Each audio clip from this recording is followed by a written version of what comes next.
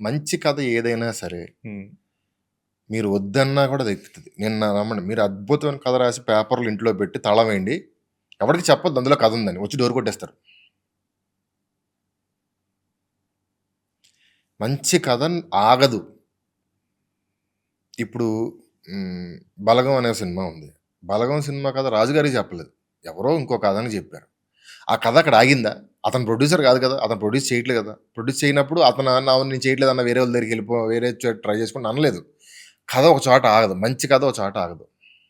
హీరోనో, డైరెక్టరో, రైటరో, ఒక అసిస్టెంట్ డైరెక్టరో, ఒక మ్యూజిక్ డైరెక్టరో, ఒక కెమెరామానో మంచి కథ విన్నాడంటే దాన్ని ఎక్కడికెళ్ళాలో అక్కడికెళ్ళిపోద్దది. ఎళ్ళట్లేదంటే అది మంచి కథ కాదు. దాంట్లో ప్రాబ్లమ్ ఉందని అర్థం.